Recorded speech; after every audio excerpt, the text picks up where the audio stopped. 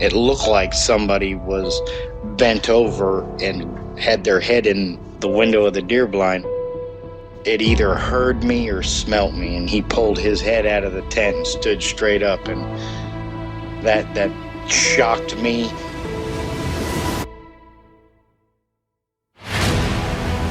They don't make people that big. The way it moved, almost as if it was gliding across the beach. I've never seen anything move like that in my life. They were screaming at each other in gibberish. It sounded like a language, and they were chuntering away back and forwards, back and forwards, back and forwards. I know what a bear looks like, and there is no way on this planet that what I saw were bears.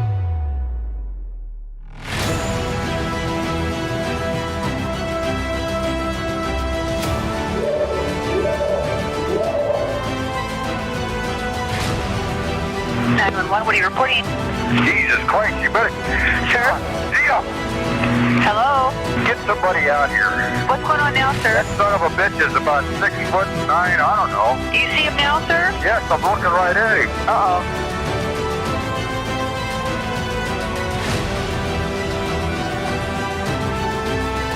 Hi, this is Drew Pliska, and you're listening to Sasquatch Chronicles.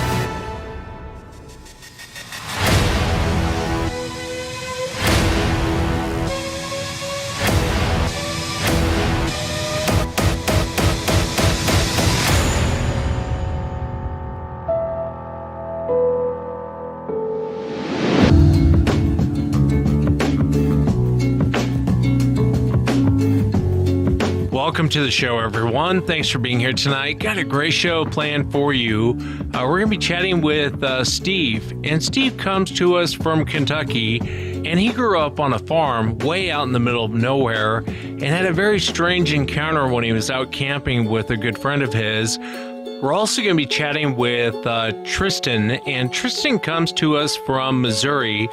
He grew up on a 1,400-acre farm and ended up shooting this very strange creature. I'll kind of let him go into it. If you've had an encounter and you'd like to be on the show, shoot me an email. My email address is wes@sasquatchchronicles.com, and if you get a chance, check out sasquatchchronicles.com. You can become a member and get additional shows. Let's jump into it tonight. I want to welcome Steve to the show. Steve, thanks for coming on. Thanks for having me. I appreciate it. Kind of nervous.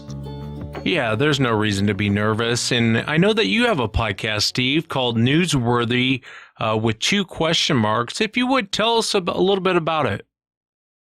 Sure. It's kind of different, we hope. Basically, it's myself and a co-host, Jerry, and we try to take every week 2 topics that are either getting way too much news coverage or way too little news coverage, according to us anyway. And we kind of talk about the merits of the news article, whatever it may be, and we give it a thumbs up that it's getting enough or a thumbs down that it's getting too much. And we just kind of talk about different things that you may not hear in the mainstream news all the time. And those topics range from politics to ghost to bee extinction. So there's a whole gamut of the only caveat is we have to find at least one news article about it to talk about it. So, that's really what it is. And we always encourage our listeners to send in something they want us to talk about. We're open to doing that too. So a lot of fun. Yeah, I hope everyone goes and checks it out. Newsworthy with 2 question marks, and I'll include a link underneath this episode. You had an encounter when you were pretty young, Steve, out there in Kentucky. How old were you when this happened? And if you would, just walk us into what happened. So this is why I'm nervous. Never told this story in public to anyone.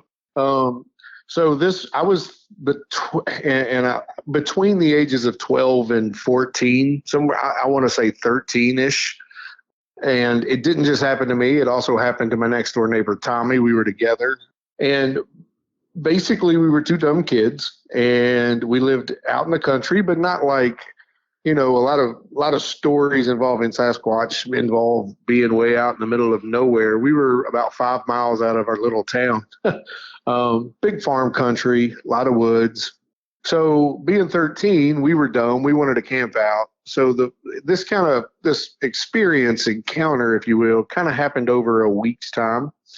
So the first night, we were just two dumb kids. We grabbed some sleeping bags. We found a flat spot. We went outside. We decided to sleep outside.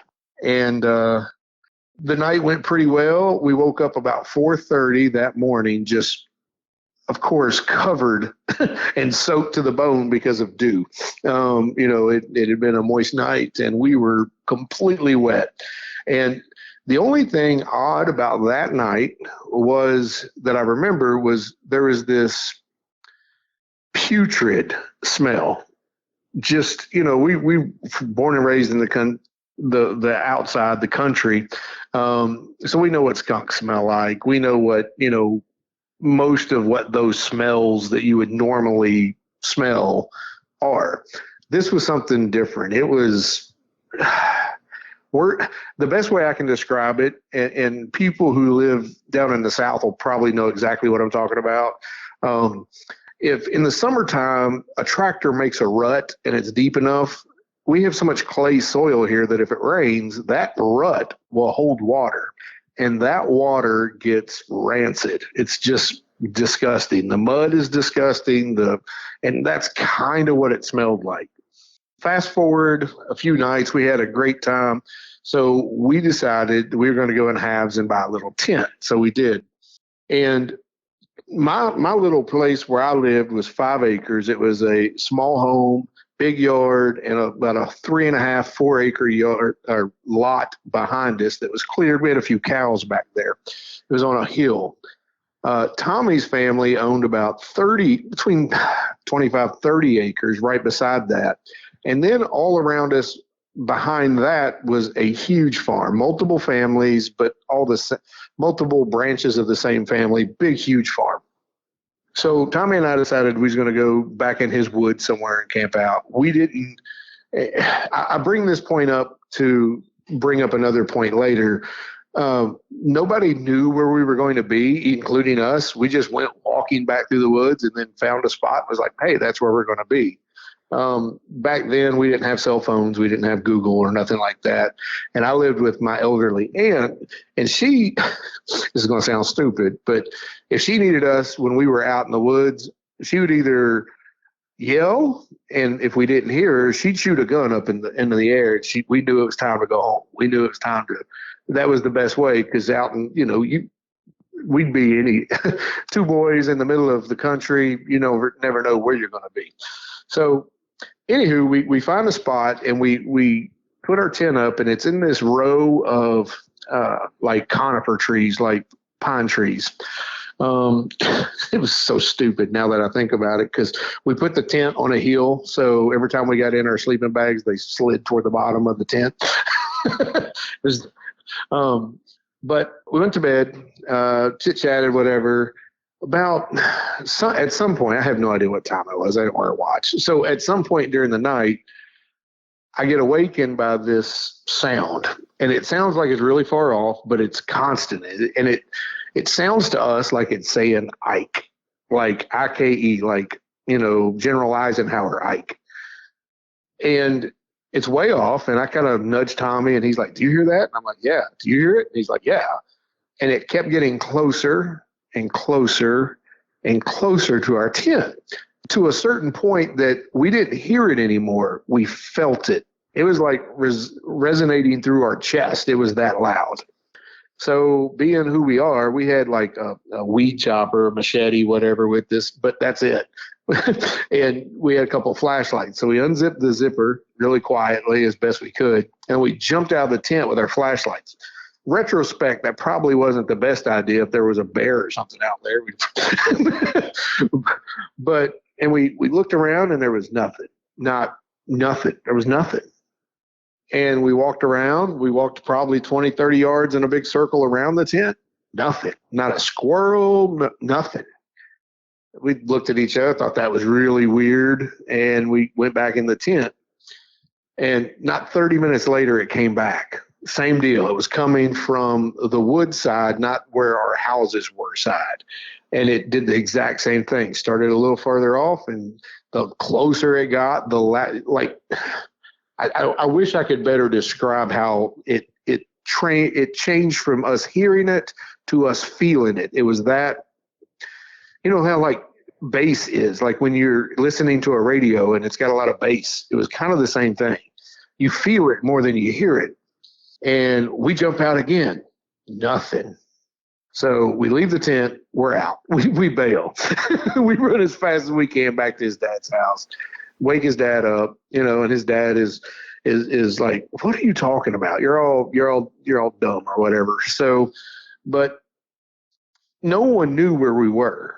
At first we thought, well, maybe it's his dad messing with us. But his dad would have had to walk 30 acres in pitch black without us seeing, hearing, or anything. There's no way. And he was asleep when we ran up into the house.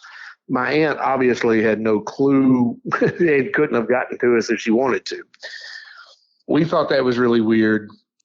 And that smell was back. Every time we heard it and it got close to the tent, that smell, I just, like I can smell it right now. It's like, I don't want to, but I can smell it because I know it just ingrains itself in you, I guess.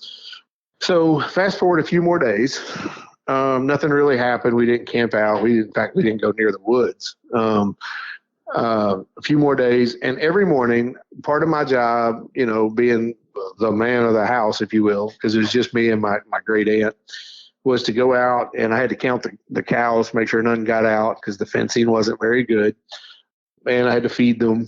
And a lot of times the cow field was on a pretty significant slope. So I could just hop on a fence post and see them and count them. And that's usually what I did. So I did that. And immediately something caught my eye. Down on the other side of our field, that big farm, they had a big tobacco barn down there. And behind it was an old pond. It was very shallow, but it always held water. And there was a tree beside it. Well, standing between the tree and the barn was this, and by standing, I mean on two legs, looking directly at me. Huge. I wish I had a better perspective because it was, we're talking 150 yards probably, but huge. And as soon as I look at it, it growls, it like grunts at me. And it was like, I felt like it was very angry.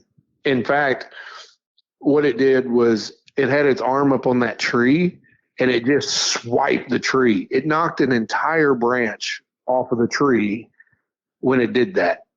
And then it grunted again and turned around and walked away. Freaked me out. So I run in the house. I'm scared to death.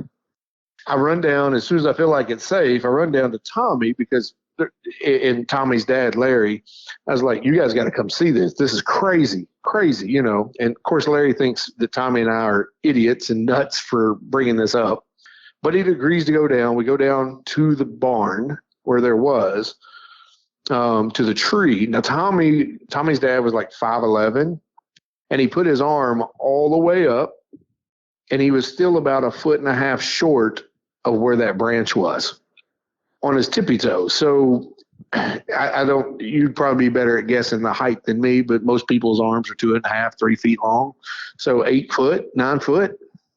And that was it. We went in the woods a few more times after that, before the summer was over. We always felt like we were being watched, but we never smelled anything again. We never seen anything.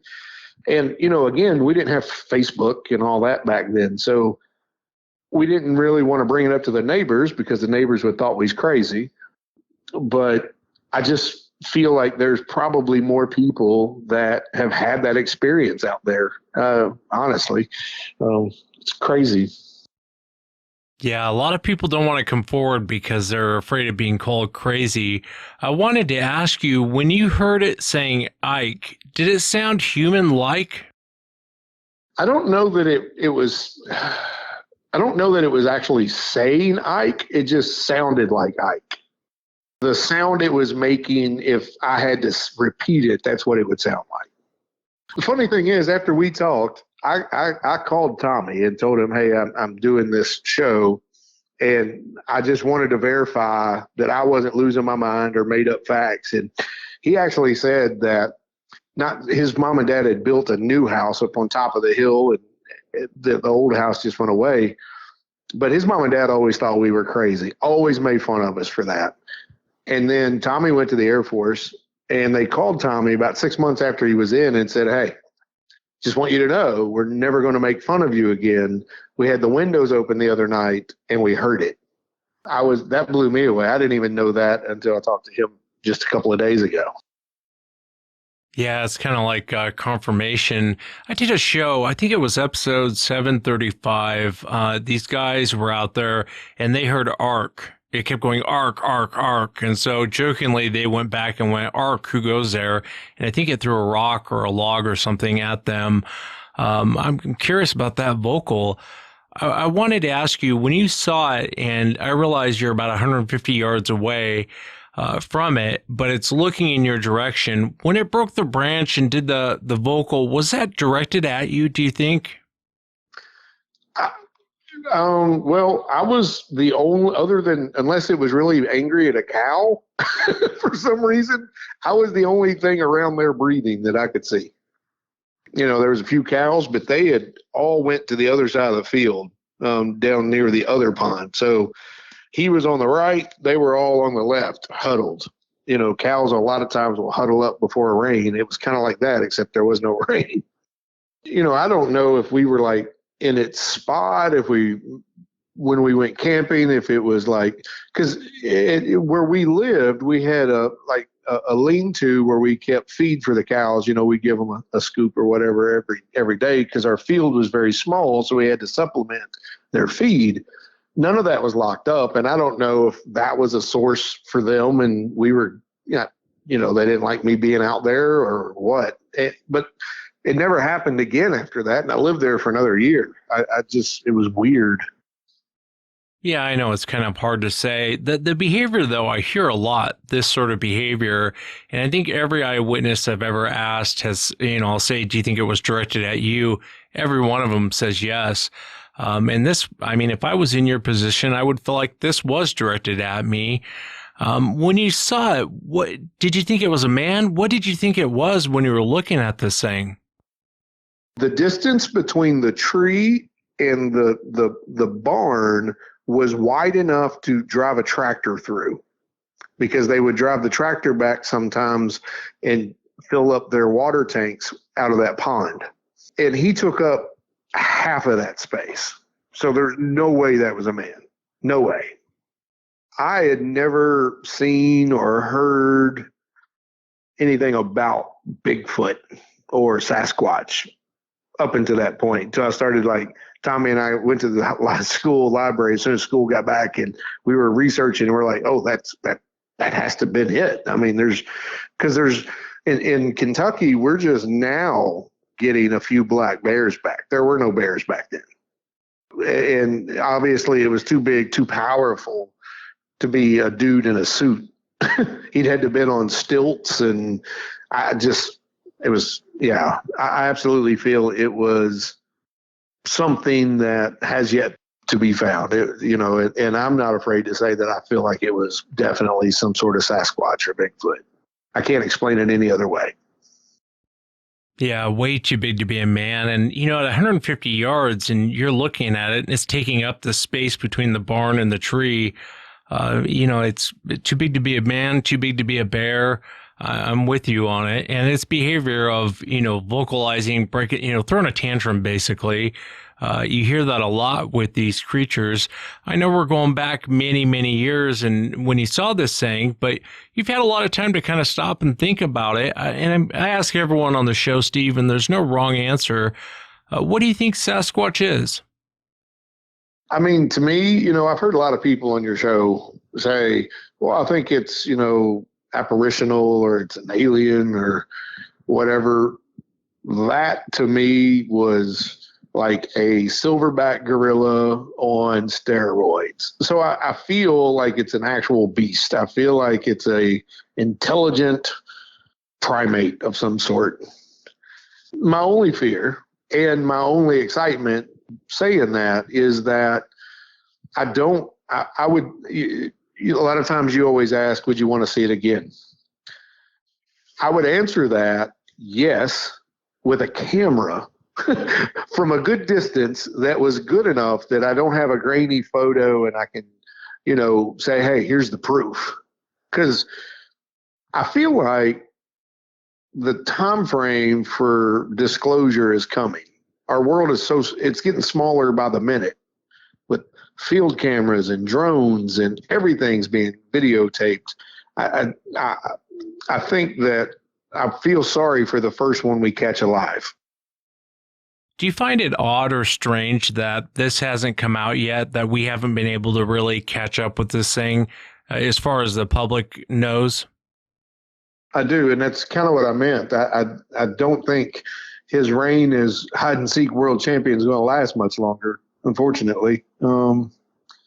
If they are smart enough to evade our best technology, then maybe there is another connection there.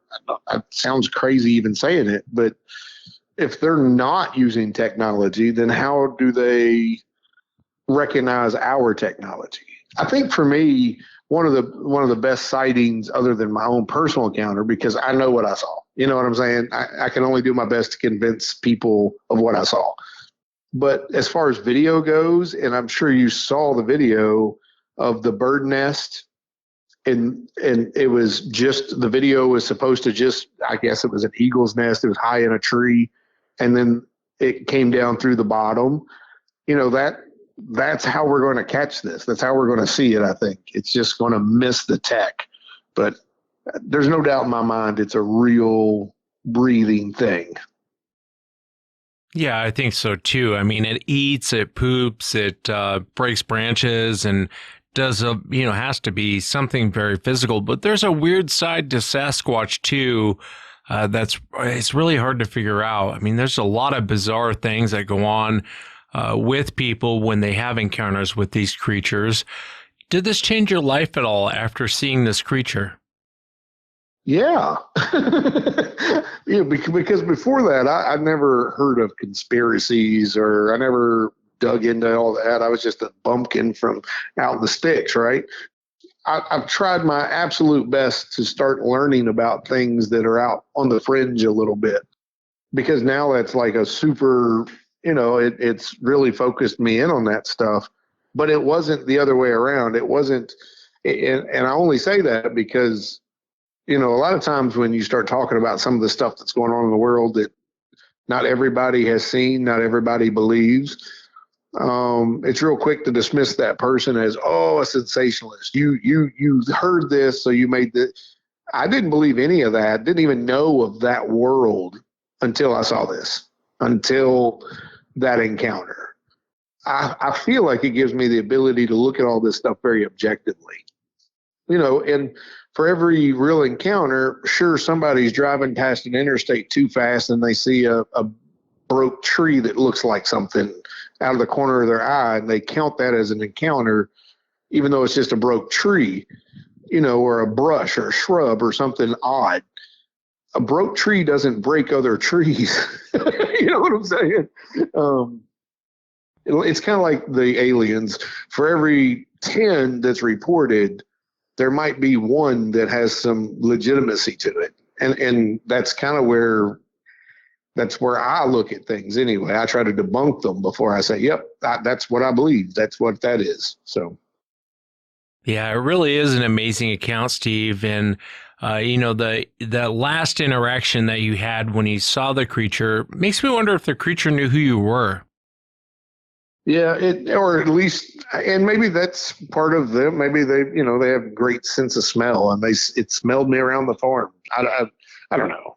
I just, I know what I saw. It's been with me for 35, 40 years at this point. And it feels good actually finally bringing it out, just saying it. So. Yeah, and I hope people go out and check out your podcast, Steve. It's called Newsworthy for the Audience, has 2 question marks, and I'll throw a link underneath this episode. But I really appreciate you coming on and sharing what happened to you, Steve. Thanks, man. I appreciate you, and we look forward to seeing everybody at Newsworthy. You know, we're live on Wednesdays, and it's published Wednesday night or early Thursday morning. So if you want to join us live, you can. And I don't care to answer any questions on the podcast. So it's great. Newsworthy with 2 question marks. Thanks again, Steve. Have a great day.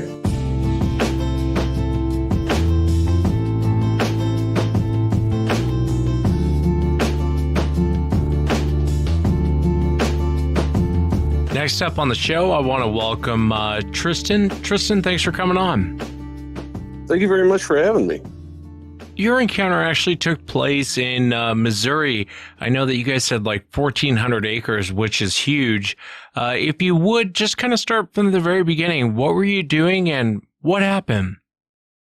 Well, we lived in a very old farmhouse. My dad managed this large cattle ranch. So we didn't have, like the big house, but we had a house. It was a 2-story, probably 2,200 square foot house. If you're, looking at it from the front door, behind it, there was a 6-acre lake that looked like a tadpole, from a topographical view, it looked like a tadpole. Probably about 1,000 yards, maybe 1,400 yards to the east of it was a big irrigation lake that was 60 acres. And they used that to, irrigate all of the cropland around there for the cattle.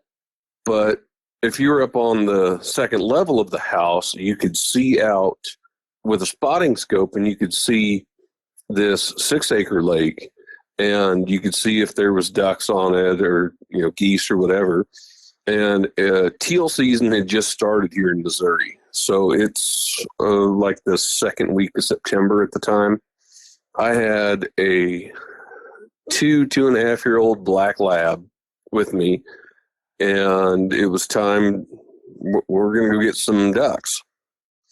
So loaded up my Remington 1100, and the pond dam on the eastern side was pretty steep. So I thought if we could get around it and go up there, that we could, sneak up on these, because he would retrieve. And we could sneak up and, when they spooked, then I could probably shoot a couple of them, when they started flying off. Well, most of the tail end of this lake was wooded. And every time that you went up there to go fishing, if you went around like the head section of it, you caught pretty good fish. But the tail section of it was kind of densely wooded for, mid-Missouri. There was always this ominous feeling, like anytime you went up there, and we brought people fishing too up around there, and you went in the woods to the tail end where the cove was, everybody just said it just felt weird being in there. Like it was darker than you thought it should have been, and they felt weird coming out of there. And you'd get some pretty decent fish, but you left there kind of feeling unwanted more than anything. Kind of a feeling of dread. So me and my dog, we go up, we pop up over the edge of this lake. Ducks, they flew off before we got to the top, and I wasn't going to take, a long shot with a shotgun. So it's like, well, hell, we struck out Blake. That was the name of my dog. So let's, go around the edge, see if we can scare up a squirrel or a rabbit or something. And as we're walking and you start getting into where the woods were, there was this very large thorn bush. Size-wise, I'd say it was like comparable to like a Volkswagen Beetle with another Volkswagen Beetle parked up to its bumper and then one sitting on top of them. I mean, it was huge. We have great big thorn bushes here. My dog, he starts looking at it, and we're, I don't know, 20 feet away from it. And he had a little bit of pointer in him, and he goes, head down, tail up. And I was, "What's wrong, boy?" And he looks at me, and the house was, like I said, 1,000 yards or so away. And he looks at me, and he looks at the house, looks at me, looks at the house, looks at me, looks at the house. And I said, "What's going on, boy? You see something?" He takes a few steps forward, and he starts to bare his teeth, and all the hair stands up on his back. And he starts right into this big rose bush. Well, rose bush, thorn bush, whatever you want to call it. And he keeps edging forward and forward.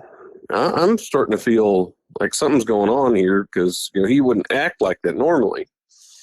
Well, the week before I'd been out shooting that shotgun, and I heard something kind of rattle in it.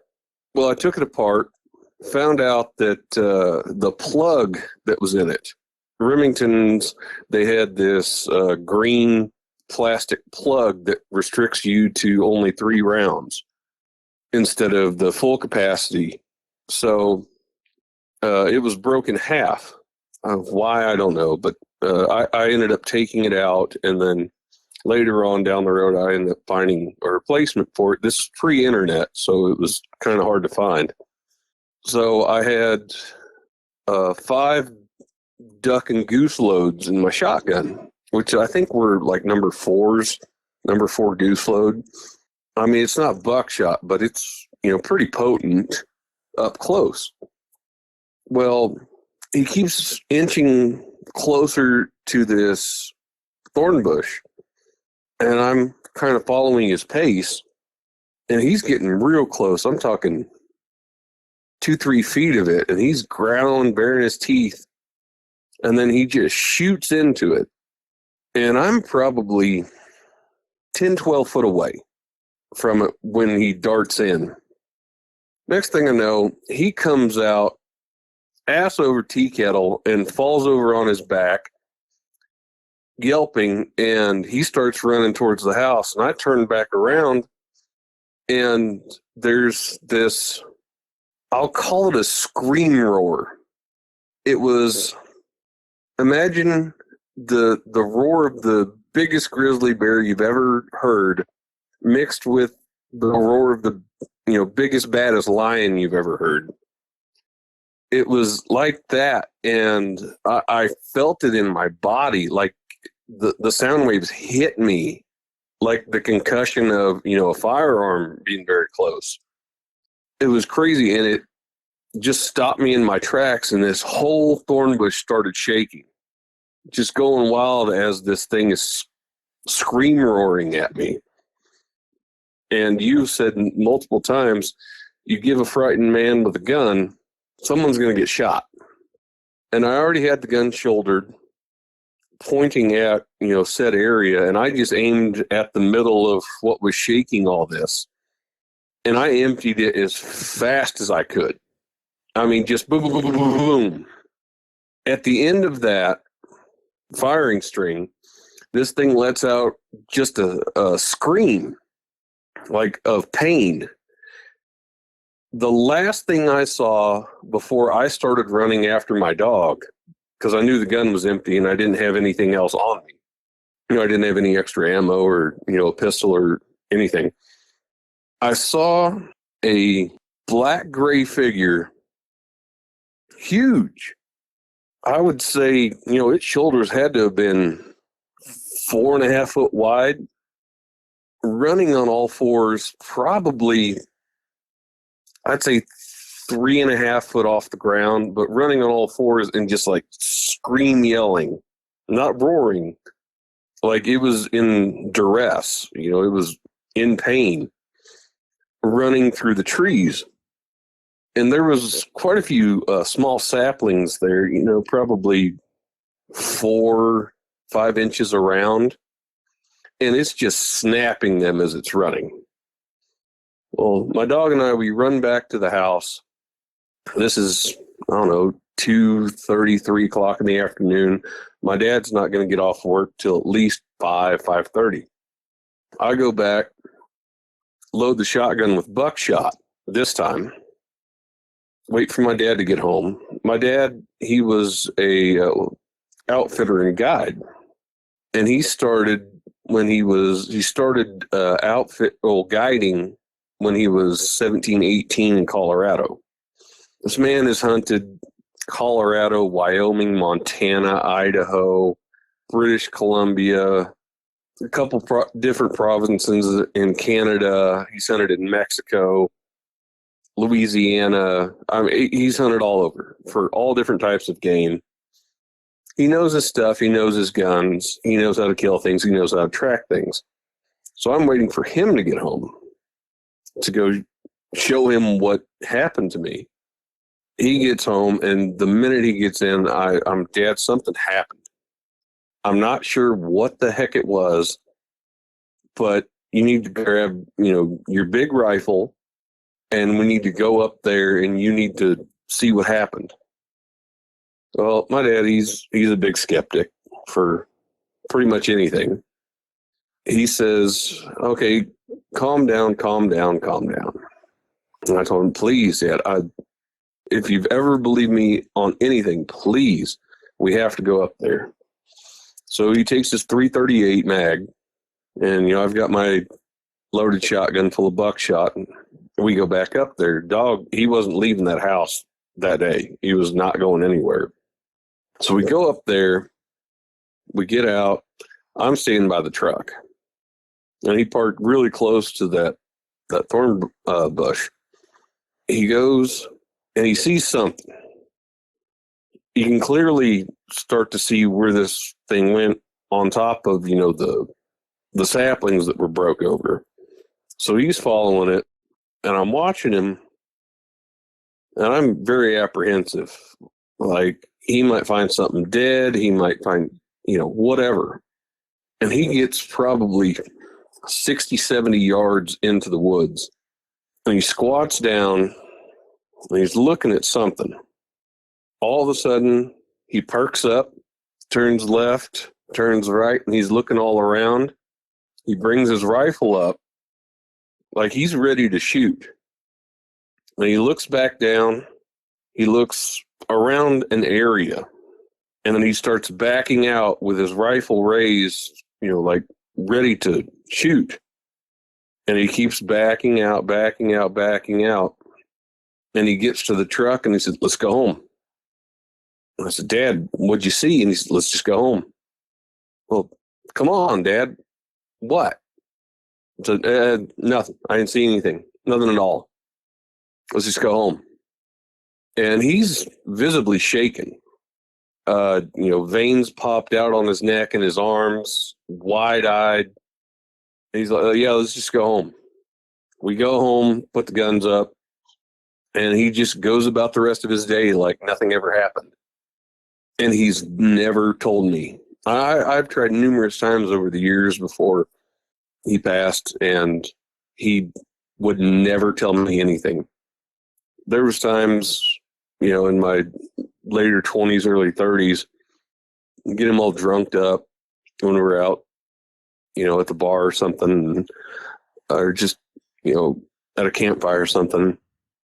And he would just get up and walk off. He would never say anything about it. He would not acknowledge that it happened. Anything.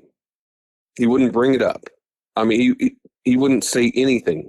He would just say, I don't know what you're talking about, and just walk off.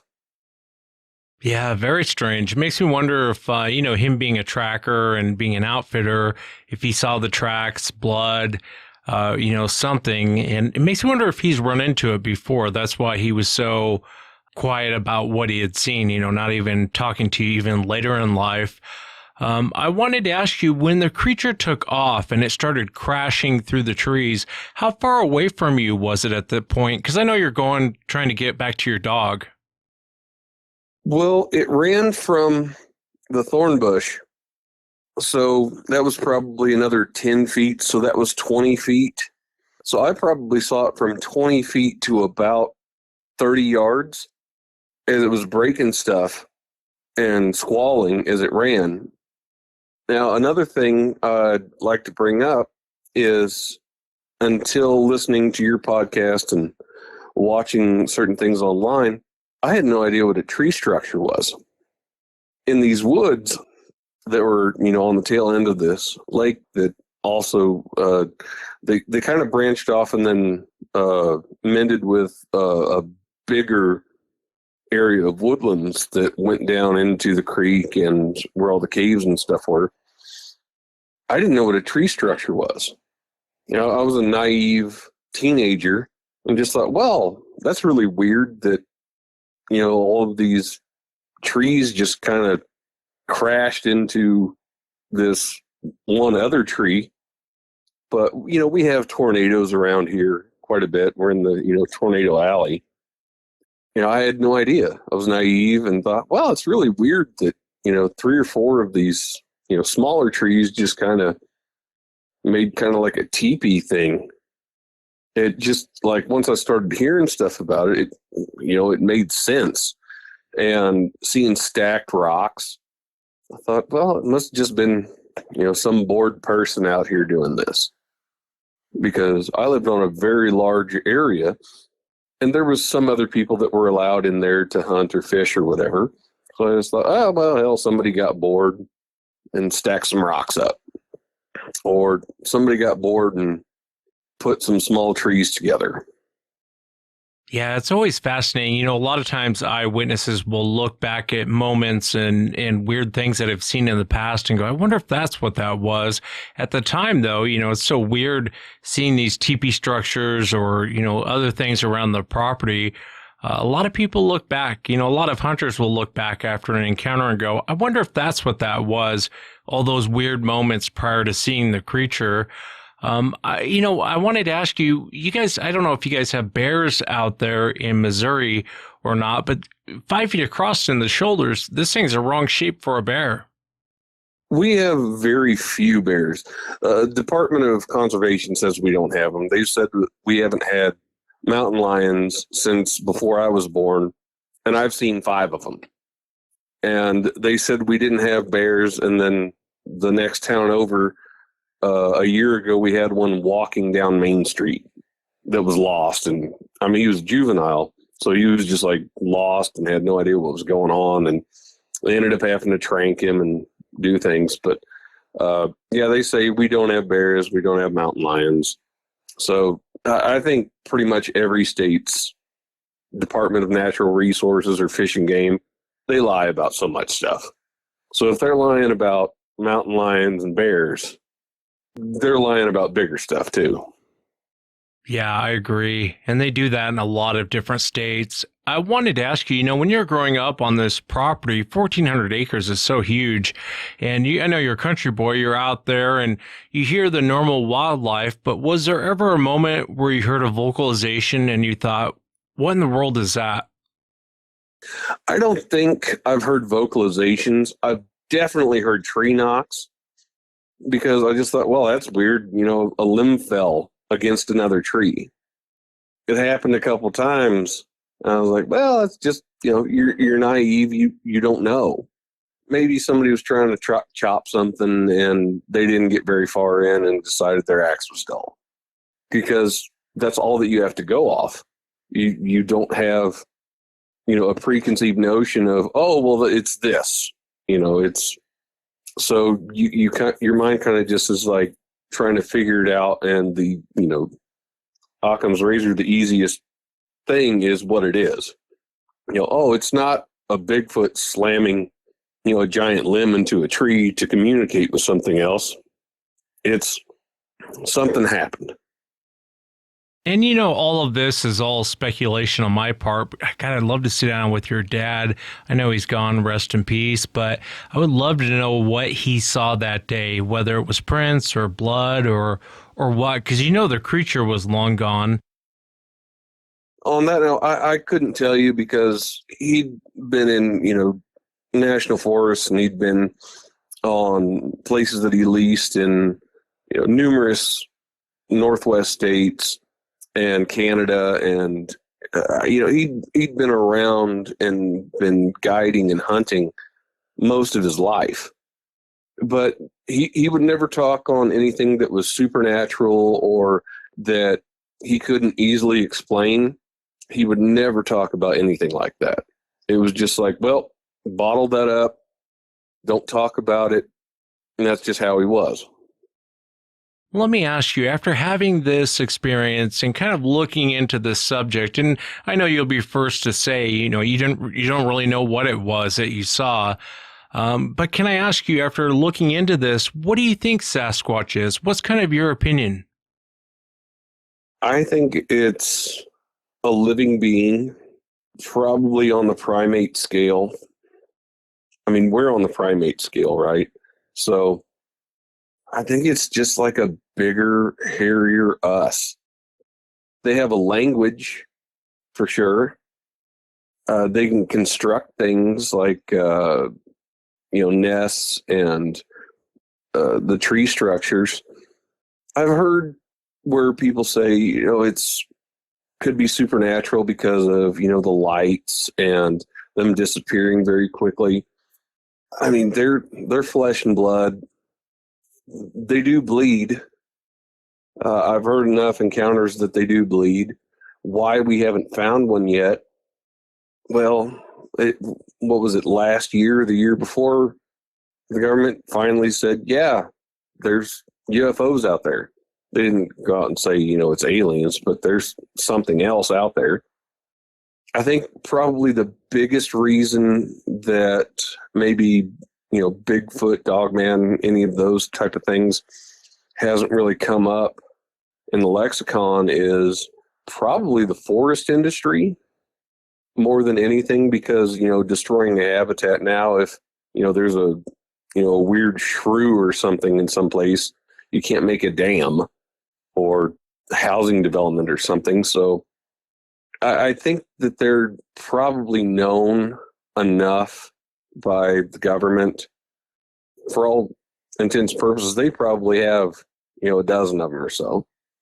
But I think it would probably wreck forest industry, zoning permits, a town building outward into, if you got a town that, started small, grew up and grew and grew and grew, and now you're pushing out into, a forest or something, that would probably be a reason, because they have to do studies and all types of things before something can be done.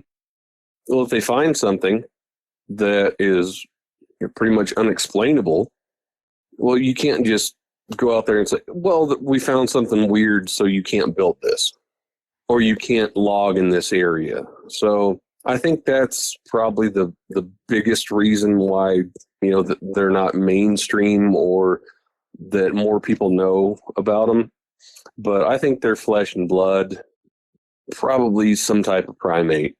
I mean, they've got 5 fingers, 5 toes. They, stand upright. They've got, the teeth in the way that primates have. So that's what I believe. Yeah, and I think that's a fair answer for sure. Have you ever been back to this property? Since then, it's been developed. There's a housing community very close to it, and you can drive by it, and the woods still look kind of sketchy, but the pond's still there. The big lake that leads off into the creek and stuff, that's all still there, but there's also been a very big hog farm placed in there in the last probably 7 years. So I think, it's changed and might have pushed whatever was in that area, probably out, because, industry and housing and stuff has been implanted into that area. But as of now, I only live about 6 miles from it, 7 miles from it. Yeah, you live really close by. I know it's nerve-wracking to come on and share an encounter, but I really appreciate you taking the time to come on and share what happened to you, Tristian. I know it's going back many years, and I appreciate your time. I really enjoyed chatting with you. Well, thanks for having me, man. I really appreciate it, Wes. And that's it for tonight, everyone. Remember, if you've had an encounter, shoot me an email. My email address is wes@sasquatchchronicles.com. And if you get a chance, check out sasquatchchronicles.com. You can become a member and get additional shows. Until next time, everyone.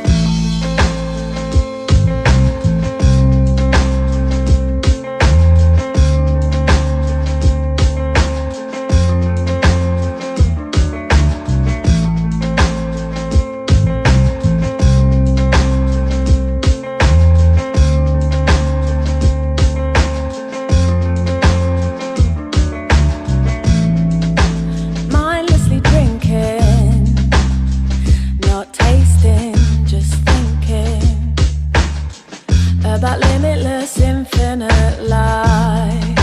She is my thunder.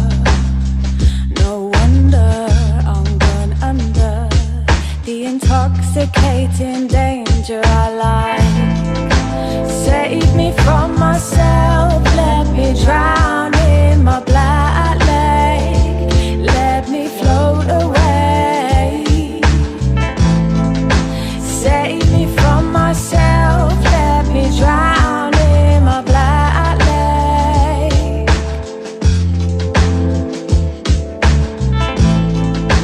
Beauty is a black lake, let me sail away.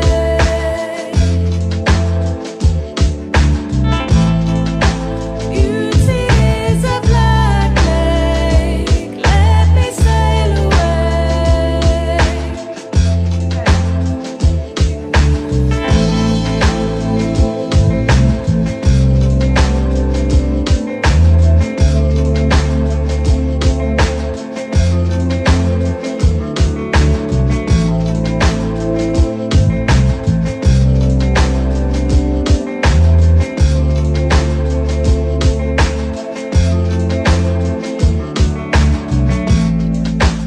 Darkness approaching, deep water keeps flowing. It inhales me in the stormy tide. Endless emotion, a dawn thought, a notion, an epiphany, bring the shore to life. Save me from myself, let me drown